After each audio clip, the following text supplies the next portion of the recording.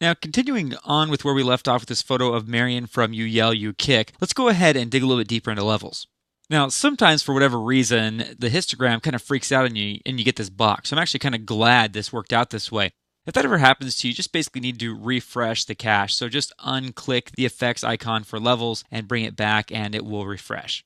And so here you see the before and after. This is the original photo before levels, and this is what we did in the last movie with levels. In this case, I'm actually going to click the reset button to reset levels back to its default. Note that levels in its default state is just an info-only plugin. It's not really doing anything until we actually adjust stuff. So now that we've reset it, before and after look exactly the same.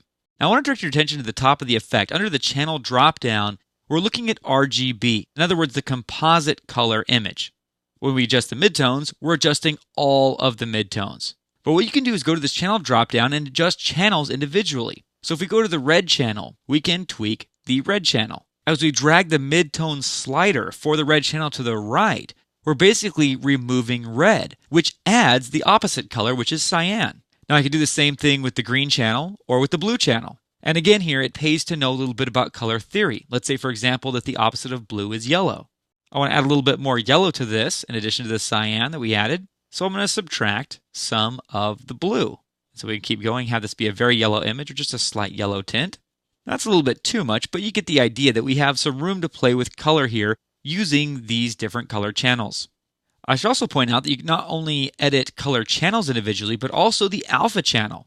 If you have a piece of footage with feathered edges, or maybe it's keyed and the edges are too soft, they're faded maybe, you could play with these triangles underneath the alpha channel here to adjust that. You could also fade opacity by dragging this to the left, which fades the image. We'll talk a little bit more about what this lower bar does in just a moment. For now, I'm actually going to select the levels effect on this image and delete it, getting back to the original state of the image. Now, one of the great advantages to being able to adjust the levels of each channel individually is that it aids us when we're compositing. In other words, we're combining two images that don't really belong together. So what I've done is I've imported a photo of me from the big After Effects project here. And this certainly doesn't belong for a lot of reasons, but one of the biggest reasons visually that it doesn't belong is that the colors are way off. This is obviously shot in two very different lighting conditions. In real life, Marion's skin is probably darker than mine because Casper the Ghost's skin is darker than mine, so I'm guessing Marion's is as well. So what we're going to do is I'm going to show you a trick to use levels on my layer so that I blend in more fully with Marion. Here's how this works. I'm going to apply levels to me here. And what we're going to do is we're going to come down to the bottom of the composition panel and look at just the red channel for all images, for the entire composition. And then what we're going to do is go back to the levels effect in the effect controls panel, change the channel dropdown to red. And then what I want to do is I want to fiddle with the red channel levels so that my brightness looks like her brightness on this channel and that my shadows and midtones look like her shadows and midtones. And we're going to do this for each channel separately. And by the time you're done, you will have a pretty good composite. In this case, I could see that her highlights are a lot more bright than mine. So I need to drag the right side of this upper histogram here, drag that to the left to make this a little bit brighter overall. Now I also noticed that her black jacket and my black shirt should probably look about the same. Right now, mine's much darker. So we could play with the midtones if we like until we get that a little bit brighter, dragging this midtone triangle to the left a little bit more. And we could also come down here to this lower bar. This lower bar controls the output values. And this actually works a little bit more intuitively than does the upper three triangles. Basically, this right-hand side represents the highlights again, but it's the output highlights. So if we want to take all white values and make them darker, they're too bright for whatever reason, we could just drag this down. And you can see that it's just lowering the value of all the bright values. Likewise, if we restore that and then drag the shadow slider in from the left to the right, then we're lightening all shadows. So that's one way we can make both of their shadows match.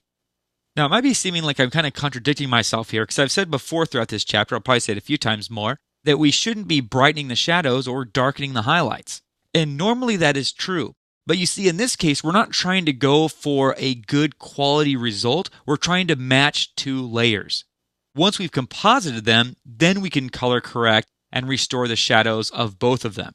But priority one at this point is just to get them looking the same. Now we probably could darken this a little bit more, and that looks pretty good there. And the next step is to come back down to the composition panel and change the channel that we're viewing to green. Now you can see this little highlight at the bottom and the top of the composition panel changes to green instead of red, let you know that we're looking at only the green channel. And we're going to do the same thing, change the channel drop down to green and adjust the highlight values and the shadow values so that they are similar between the two images. Finally, let's go to the blue channel. Notice that I'm not taking time to get this exactly perfect, but we'll just get in the ballpark and see how this goes.